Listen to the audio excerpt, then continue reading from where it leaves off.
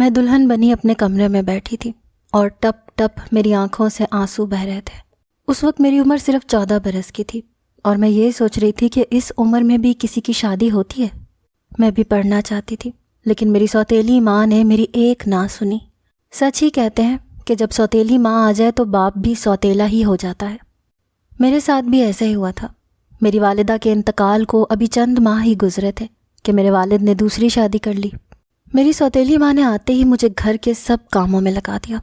اس کی کوشش تھی کہ میں اسکول کی تعلیم بھی حاصل نہ کر سکوں، لیکن میں نے اپنی پڑھائی نہیں چھوڑی تھی۔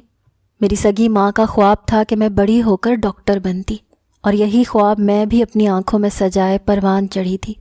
میں بہت ذہین تھی اور پڑھائی میں بہت اچھی تھی۔ میں نے اپنی ماں سے کہا کہ وہ میرا اسکول نہ چھڑوائے، میں گھر کے سارے کام خود کر لوں گی، اور پھر ایسا ہی ہوا تھا۔ سارے گھر کی ذمہ داری مجھ پر تھی۔ میری سوتیلی ماں کسی کام کو ہاتھ نہیں لگاتی تھی، لیکن جب دیکھتی کہ اس کے باوجود میرا رزلٹ بہت اچھا آیا ہے تو یہ بات اس سے برداشت نہیں ہوتی تھی۔ ایک بار میرے بابا سے کہنے لگی کہ جلد از جلد اپنی بیٹی کا بوجھ اپنے سر سے اتارو، کل کو جب ہمارے بچے ہوں گے تو ہم ان کی ذمہ داریاں سنبھالیں گے یا اسے پالیں گے۔ یہ سننا تھا کہ میرا دل دھڑکنا بھول گیا تھا۔ میں ابھی 8ویں جماعت میں پڑھتی تھی۔ میں نے سوچا کہ ابا سے کہہ دوں گی کہ مجھے شادی نہیں کرنی، مجھے ڈاکٹر بننا ہے۔ ایک بار میں کچن میں برتن دھو رہی تھی، ساتھ ہی ساتھ کھانا بھی بنا رہی تھی کہ جب میری والدہ بڑی عجلت میں کچن میں داخل ہوئیں۔ مجھ سے کہنے لگیں کہ چھوڑو ان سب کاموں کو، جلدی سے ایک اچھا سا جوڑا پہن کر تیار ہو جاؤ۔ میں نے کہا کہ کیا اماں کہیں جانا ہے؟ تو کہنے لگی مجھ سے زیادہ سوال جواب نہ کرو، جو کہہ رہی ہوں بس وہ کرو، جلدی سے ایک اچھا سا جوڑا پہن کر باہر آؤ، مجھے تمہیں کسی سے ملوانا ہے۔ میں اپنے کمرے میں چلی گئی۔ میرے پاس گنتی کے بس چند ہی جوڑے اچھے تھے۔ میں نے ان میں سے ایک پہن لیا اور دوپٹہ سر پر اوڑھ کے باہر آ گئی۔ میری ماں نے میرا ہاتھ پکڑا اور مجھے ڈرائنگ روم میں لے گئی۔ وہاں ایک شخص پہلے سے ہی موجود تھا۔ اس کی عمر تقریباً میرے والد سے بھی بڑی تھی، 50 کے لگ بھگ تھی۔ میں نے ادب سے سلام کیا اور صوفے پر بیٹھ گئی۔ اماں میرے برابر میں بیٹھ گئیں۔ وہ شخص ٹکٹکی باندھے مجھے دیکھ رہا تھا اور یہ بات مجھے مسلسل بے چین کرنے لگی تھی۔ میری ماں اس شخص کے سامنے میری تعریفیں کر رہی تھی کہ اتنی سی عمر میں میری بیٹی سارے کام جانتی ہے، لیکن وہ شخص شاید یہ سب باتیں غائب دماغی سے سن رہا تھا۔ اس کی نظریں تو بس مجھ پر ٹکی ہوئی تھیں، جو میرے لیے بہت الجھن کا سبب بن رہی تھیں۔ نہ جانے اس کی نظر میں کیا تھا کہ میرا جی چاہا کہ میں اٹھ کر وہاں سے چلی جاؤں۔ ایک دو بار جب میں نے اس شخص کی طرف دیکھا تو وہ بڑی تیز نظروں سے میری طرف دیکھ رہا تھا۔ کچھ لوگوں کی نظریں ایسی ہوتی ہیں کہ انسان کو کانپنے پر مجبور کر دیتی ہیں۔ میں بھی اسی کیفیت سے گزر رہی تھی۔ اس شخص کی آنکھوں کی تیزی کسی تیز دھار آلے کی طرح میرے وجود کو چیرتی ہوئی محسوس ہو رہی تھی۔ کچھ ایسی ہی نظریں اس شخص کی تھیں جو سامنے بیٹھا تھا۔ یہ میں نہیں جانتی تھی کہ وہ کون تھا، میری ماں کیوں اس کے سامنے میری تعریفیں کر رہی تھی، لیکن جب مجھے حقیقت معلوم ہوئی تو میرے ہوش اڑ کے رہ گئے تھے۔ وہ شخص اپنے بیٹے کا رشتہ مجھ سے کرنا چاہتا تھا۔ آدھا گھنٹہ مسلسل میرے لیے آزمائش ہی بنا رہا اور وہ مجھے ٹکٹکی باندھے دیکھتا رہا۔ پھر میری ماں سے کہنے لگا کہ اتنی سی کم عمری میں نے اتنی حسین لڑکی نہیں دیکھی۔ مجھے یہ رشتہ قبول ہے، لیکن مجھے اپنے بیٹے کی شادی جلدی چاہیے۔ میری ماں کہنے لگی آپ کو اپنا وعدہ تو یاد ہے نا؟ یہ سن کر وہ مسکرانے لگا۔ ہاں یاد ہے، آپ بے فکر رہیں، جو کہا ہے وہ آپ کو مل جائے گا۔ یہ سن کر تو میری ماں کی باتیں کھل گئی۔ میں ہونک بنی دونوں کی شکل دیکھ رہی تھی۔ رات کو جب ابا آئے تو میں ان کے سامنے رونے لگی۔ میں نے کہا ابا میں 8ویں جماعت میں پڑھتی ہوں، ابھی میں صرف 14 سال کی ہوں، میری جماعت کی کسی لڑکی کی منگنی تک نہیں ہوئی، میں کیوں شادی کروں؟ مجھے پڑھنا ہے، مجھے ڈاکٹر بننا ہے۔ لیکن ابا کی تو جیسے زبان بند ہو چکی تھی۔ وہ میری سوتیلی ماں کے سامنے کچھ بھی نہیں کہتا تھا۔ میں اپنی سوتیلی ماں کے آگے ہاتھ جوڑنے لگی۔ میں نے کہا کہ خدا کے لیے میری شادی نہ کرو، میں گھر کے سارے کام کرتی تو ہوں، بس میری شادی نہ کرو، میں پڑھنا چاہتی ہوں۔ لیکن نہ تو میری سوتیلی اماں نے میری سنی تھی اور نہ ہی میرے باپ نے۔ 8 دن بعد مجھے ایک سرخ جوڑا پکڑا دیا۔ اماں کہنے لگیں تیار ہو جاؤ، کچھ دیر بعد تمہارا نکاح ہے۔ رو رو کر میری آنکھیں سوج گئی تھیں۔ مجبوراً میں نے جوڑا پہنا۔ میری ماں نے ہی میرا میک اپ کر دیا۔ مجھے ان چیزوں میں کوئی دلچسپی نہیں تھی۔ نکاح خواہ کے ساتھ میرے والد میرے کمرے میں آئے۔ میں نے روتے ہوئے ایجاب و قبول کیا تھا۔ پھر میری ماں نے ہی چادر میرے اوپر اوڑھا دی، اس کا بڑا سا گھونگھٹ بھی نکال دیا اور مجھے باہر لے گئی۔ میں نہیں جانتی کہ میرا ہاتھ میری ماں نے کس کے ہاتھ میں پکڑایا تھا، بس میرا ہاتھ کسی کے ہاتھ میں تھا اور میں ٹوٹے پتے کی طرح بس وہیں چلی جا رہی تھی جہاں مجھے لے کر جایا جا رہا تھا۔ میرا چہرہ گھونگھٹ میں تھا۔ مجھے ایک گاڑی میں بٹھا دیا گیا۔ اس وقت گاڑی میں صرف میری سسکیاں گونج رہی تھیں۔ پھر گھر پہنچ کر ایک ملازمہ نے مجھے کمرے میں لا کر بٹھایا، میری چادر بھی اتار دی۔ مجھے دیکھ کر کچھ حیران ہوئی، کہنے لگی تم ہو دلہن، اتنی چھوٹی سی دلہن۔ پھر اپنے کانوں کو ہاتھ لگانے لگی، کہنے لگی بڑا ظلم کر دیا تمہارے ساتھ تمہارے گھر والوں نے، تم تو بڑی معصوم اور چھوٹی سی ہو، احتشام صاحب کو کیسے سنبھالو گی؟ وہ ابھی مجھ سے بات کر ہی رہی تھی کہ جب کسی مردانہ آواز نے اسے پکارا۔ یہ سنتے ہی اس ملازمہ کی رنگت اڑی تھی، فوراً سے میرے کمرے سے باہر چلی گئی۔ میں تو پہلے ہی اپنی قسمت کو رو رہی تھی کیونکہ مجھے شادی ہی نہیں کرنی تھی۔ کچھ ہی دیر بعد میرے کمرے کا دروازہ کھلا اور جو شخص اندر داخل ہوا اسے دیکھ کر تو میری جان ہی نکل گئی۔ وہ مجھے نیم پاگل سا لگ رہا تھا، کمرے میں آتے ہی ہنسے جا رہا تھا۔ میں اسے بڑی حیرت سے دیکھ رہی تھی۔ وہ بار بار ہنستا اور کہتا میری دلہن بڑی پیاری ہے، بالکل باربی ڈال جیسی ہے۔ عمر میں وہ 25 سالہ نوجوان تھا، لیکن اس کی حرکتیں بالکل بچکانہ سی تھیں۔ میرے پاس آ کر بیٹھا تو میں اچھل کر پیچھے ہٹ گئی۔ شادی کے رشتے سے میں ناواقف نہیں تھی اور اس وقت بے حد گھبرائی ہوئی تھی کیونکہ سامنے بیٹھا شخص میرا شوہر کوئی نارمل انسان نہیں تھا۔ اس نے جھٹ سے میرا ہاتھ پکڑ لیا، کہنے لگا ارے کیسی دلہن ہو، تم نے تو مہندی نہیں لگائی، میں نے تو سنا تھا کہ دلہن مہندی لگاتی ہے۔ پھر میرے قریب ہو کر بیٹھا، میرا تو اوپر کا سانس اوپر ہی رہ گیا تھا۔ اس نے میرے سر سے دوپٹہ اتارا، میں بے حد نروس تھی، میری آنکھوں سے آنسو بہہ رہے تھے۔ اس نے دوپٹہ اتار کر اپنے سر پر لے لیا، پھر بیڈ سے کھڑا ہو کر ڈریسنگ ٹیبل کے سامنے کھڑا ہو گیا۔ دیکھنے میں وہ کافی خوش شکل نوجوان تھا۔ مجھ سے کہنے لگا دیکھو میں کتنا پیارا لگ رہا ہوں، تم سے زیادہ تو میں خوبصورت ہوں۔ میں تو اس کی حرکتوں کو دیکھ کر ہی خوف کے مارے کانپ رہی تھی۔ ابھی وہ یہی باتیں کر رہا تھا جب کمرے کے دروازے پر دستک ہوئی۔ اس نے فٹافٹ سے وہ دوپٹہ میری طرف پھینکا اور کمرے کا دروازہ کھول دیا۔ باہر میرا سسر کھڑا تھا، اس کے ہاتھ میں دودھ کا گلاس تھا۔ وہ میرے کمرے میں داخل ہوا، اس کی نظریں ابھی بھی مجھ پر تھیں۔ اپنے بیٹے سے کہنے لگا یہ دودھ پیو۔ یہ سن کر احتشام نے دودھ کا گلاس لیا اور ایک ہی گھونٹ میں سارا پی گیا۔ پھر میرا سسر کہنے لگا احتشام تمہیں تمہاری دلہن کیسی لگی؟ وہ ہنسنے لگا، کہنے لگا یہ والی دلہن تو بہت چھوٹی ننھی منی سی ہے، اچھی ہے بابا۔ یہ کہہ کر وہ جمائیاں لینے لگا، کہنے لگا بابا مجھے نیند آ رہی ہے، مجھے سونا ہے۔ سسر کہنے لگا تو ہاں جاؤ، جا کر اپنے کمرے میں سو جاؤ۔ وہ کہنے لگا تو پھر یہ کمرہ کس کا ہے؟ میرا سسر بڑی عجیب سی مسکراہٹ چہرے پر سجائے ہوئے کہنے لگا یہ تو اس دلہن کا کمرہ ہے، یہاں صرف دلہن رہے گی۔ احتشام فوراً سے اپنے باپ کی بات مان گیا اور کمرے سے باہر نکل گیا۔ مجھے لگا میرا سسر بھی باہر چلا جائے گا، چلو اچھا ہے کہ یہ کمرہ صرف میرا ہے۔ لیکن جب میرے سسر نے کمرے کا دروازہ بند کیا اور دروازے کی کنڈی لگائی تو میں حیرت سے یہ سب دیکھ رہی تھی۔ میں نے کہا انکل آپ نے دروازہ کیوں بند کیا ہے؟ آپ اس کمرے میں کیا کر رہے ہیں؟ وہ بڑی خباثت سے مسکراہٹ سجائے کہنے لگا میرا پاگل بیٹا تمہاری خواہش پوری نہیں کر سکتا، اس کا ذہن چھوٹے بچے کی طرح ہے۔ یہ کہتے ہی وہ میرے قریب ہونے لگا۔ میں اس رشتے سے واقف تو نہ تھی، لیکن یہ جانتی تھی کہ شادی کے بعد صرف شوہر ہی بیوی کے پاس آتا ہے۔ میں نے کہا آپ پلیز میرے کمرے سے باہر جائیں۔ وہ کہنے لگا کہ میں نے اتنی کم عمری میں کسی کا ایسا حسن نہیں دیکھا، میں تو تمہیں دیکھ کر ہی اپنے ہوش کھو بیٹھا تھا، مت پوچھو یہ دن میں نے کیسے گزارے ہیں۔ اپنے سسر کے منہ سے ایسی باتیں سن کر میرا دماغ چکرانے لگا۔ میں نے کہا آپ کو شرم آنی چاہیے اس طرح کی باتیں کرتے ہوئے، میں آپ کی بیٹی جیسی ہوں۔ میری بات سن کر ہنسنے لگا، کہنے لگا کون سی بیٹی؟ میں تو تمہیں اپنے دل کی رانی بنا کر رکھوں گا، بس دنیا کے سامنے ہی تم میری بہو ہوگی۔ اس شخص کے خیالات سن کر مجھے یہی ٹھیک لگا کہ میں بھاگ کر کمرے سے باہر نکل جاؤں، اپنی عزت کو بچاؤں، کیونکہ جس طرح کی باتیں وہ مجھ سے کر رہا تھا رشتے کا تقدس کھو چکا تھا۔ فوراً سے میں بیڈ سے اٹھ کر کھڑی ہو گئی، تیزی سے باہر کی جانب جانے لگی کہ فوراً سے کسی نے میرے بازو کو دبوچا تھا۔ میرا سسر مجھے اپنی گرفت میں لینے کی کوشش کرنے لگا۔ میں کم عمر ہوتے ہوئے بھی احتجاج کرنے لگی، اس کے بازو پر مکے مارنے لگی، اپنا آپ چھڑوانے لگی، کہنے لگی کہ مجھے چھوڑو، مجھے جانے دو۔ اس شخص نے مجھے دونوں بازوؤں سے پکڑ کر پوری طرح سے جھنجھوڑ دیا اور پھر مجھے بیڈ پر زور سے پٹکا تھا۔ پھر غصے سے پھنکارتے ہوئے بولا کہ شور مچانے کی کوشش کی تو تمہارا گلا دبا دوں گا۔ میں کم عمر تھی اس لیے سہم سی گئی۔ حیوانیت تھی جو رات کو میرے ساتھ بڑھتی گئی تھی۔ صبح کی روشنی ہونے سے پہلے وہ شخص کمرے سے جا چکا تھا۔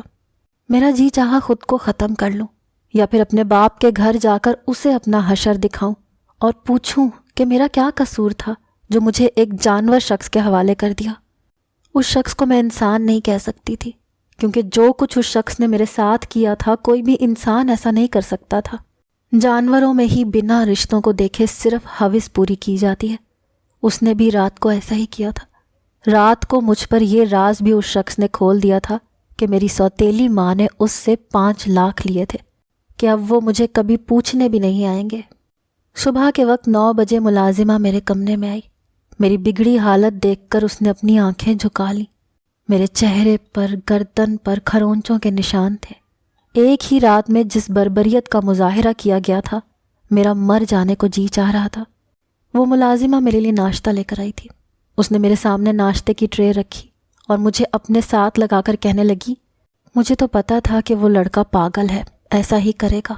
میں پوری رات تمہارے بارے میں سوچتی رہی۔ کتنی معصوم سی ہو تم، نہ جانے تمہارے ماں باپ نے کیا سوچ کے تمہیں پاگل کے حوالے کر دیا۔ یہ سن کر تو میرے آنسو اور بھی زیادہ تیزی سے بہنے لگے۔ میں پھوٹ پھوٹ کر اس کے ساتھ لگ کر رو رہی تھی۔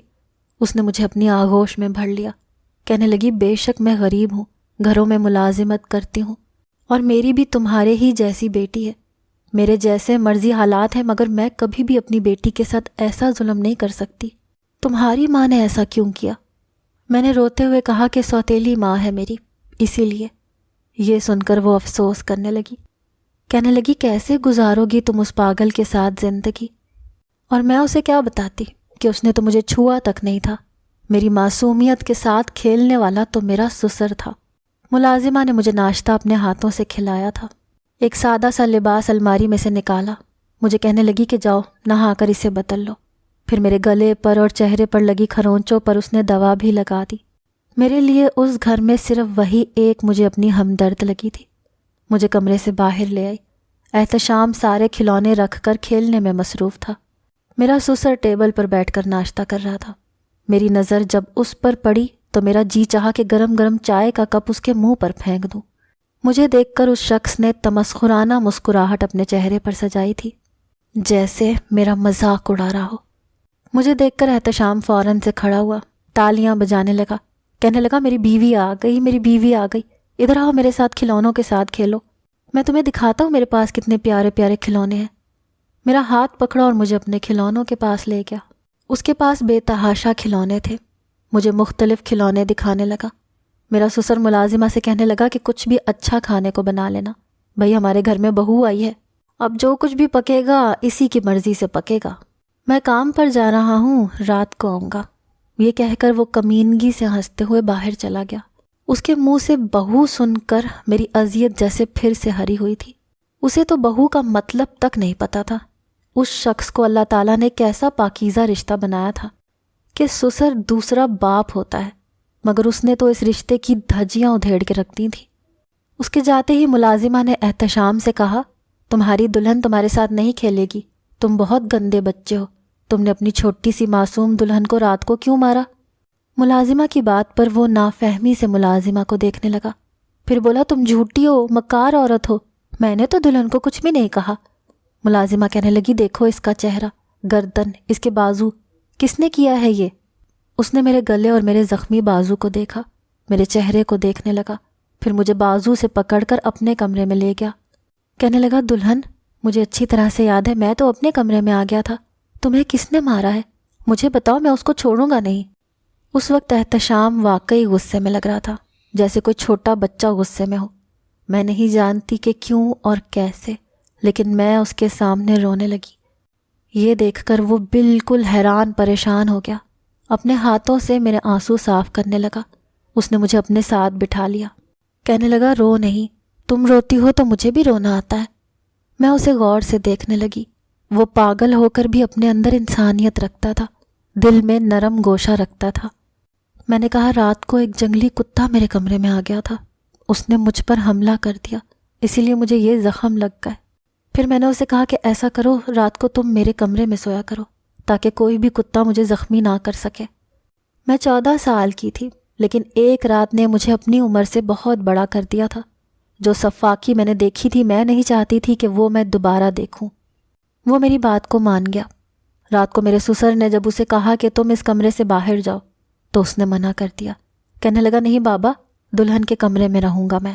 رات کو دلہن کو کسی پاگل کتے نے زخمی کر دیا تھا، وہ تو میری چھوٹی سی دلہن ہے، کتے کا مقابلہ نہیں کر سکتی، میں اس کتے کو چھوڑوں گا نہیں۔ بڑے غصے سے وہ کہہ رہا تھا۔ یہ سن کر میرے سسر کی آنکھیں غصے سے سرخ ہوئی تھیں۔ اس نے مجھے قہر بھری نظروں سے دیکھا تھا۔ میں سہم کر بالکل احتشام کے ساتھ لگ گئی۔ میرے سسر نے احتشام سے کہا کہ یہ دودھ پیو اور اپنے کمرے میں سو جاؤ۔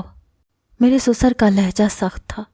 میں نے احتشام سے کہا کہ نہیں، تم کہیں مت جاؤ، میرے پاس رہو۔ وہ کہنے لگا بابا میں اس کو چھوڑ کے کہیں نہیں جاؤں گا، وہ کتا پھر اس کو زخمی کرے گا۔ اپنے لیے کتے کا لفظ سن کر شاید میرے سسر سے برداشت نہیں ہو رہا تھا۔ وہ کہنے لگے ٹھیک ہے، تم یہاں سونا چاہتے ہو سو جاؤ، لیکن یہ دودھ کا گلاس تو پیو۔ میرے سسر نے کہا کہ ایسا کرو تم صوفے پر جا کر سو جاؤ، کھڑکی صوفے کے پاس ہی ہے، کتا آئے گا تو کھڑکی سے ہی آئے گا، اور جیسے ہی اندر آئے تم اسے مار ڈالنا۔ وہ صوفے پر جا کر لیٹ گیا۔ میرے سسر نے کمرے کی لائٹ بند کی اور کمرے سے باہر چلا گیا۔ میں نے بھی شکر کیا تھا، میں بھی بیڈ پر جا کر لیٹ گئی۔ کچھ ہی دیر میں سو بھی گئی، لیکن نہ جانے رات کا کون سا پہر تھا جب مجھے لگا کہ کسی نے مجھے بڑی سختی سے اپنے حصار میں جکڑا ہے۔ جب تک میرے منہ سے چیخ نکلنے لگتی تو کسی نے میرے منہ پر ہاتھ رکھ دیا۔ میرے کان میں جو سرگوشی ہوئی اسے سن کر میرا دل سینے میں ہی تھم کے رہ گیا تھا۔ میرا سسر کہنے لگا تم میرے ساتھ چالاکی کرو گی، وہ بھی میرے ساتھ، تم بھول جاؤ کہ تم مجھ سے بچ سکتی ہو۔ اس شخص نے میرے منہ سے ہاتھ نہیں ہٹایا، میری سسکیوں کو اپنے ہاتھ کی ہتھیلی سے دبائے رکھا۔ اب تو یہ سلسلہ چل نکلا تھا، روزانہ میں اس کی سفاکی کا نشانہ بن رہی تھی۔ ایسا بے غیرت شخص میں نے اپنی زندگی میں نہیں دیکھا تھا۔ مجھے دن میں بیٹی کہتا تھا اور رات کو میرے ساتھ بدکاری کرتا تھا۔ مجھے حیرت ہوتی تھی کہ میرے چیخنے چلانے کی آواز سن کر بھی احتشام گہری نیند میں سویا رہتا تھا۔ کچھ دنوں سے میری طبیعت بھی خراب رہنے لگی تھی۔ ویسے بھی اس شخص کی سفاکیوں کو برداشت کر کر کے میں بہت کمزور ہو چکی تھی۔ میری رنگت پیلی پڑ چکی تھی اور اب چند دن سے مجھے کچھ بھی ہضم نہیں ہو رہا تھا۔ ایک دن میں چکرا کر گر گئی۔ مجھے احتشام اور ملازمہ ہاسپٹل لے گئے۔ جو خبر مجھے وہاں جا کر ملی میں رونے لگی۔ ملازمہ کہنے لگی کہ یہ تو خوشی کی بات ہے۔ میں نے ملازمہ سے کچھ نہیں کہا، لیکن میں جانتی تھی کہ وہ کس کا بچہ ہے۔ احتشام میرا بہت خیال رکھتا تھا۔ یہ خبر جب میرے سسر کو پتہ چلی تو وہ خوشی سے جھومنے لگا، کہنے لگا کہ میری بڑی خواہش تھی کہ میرے بیٹے ہوں، لیکن ایک بیٹے کے بعد ہی میری بیوی کو دوبارہ اولاد نہ ہوئی۔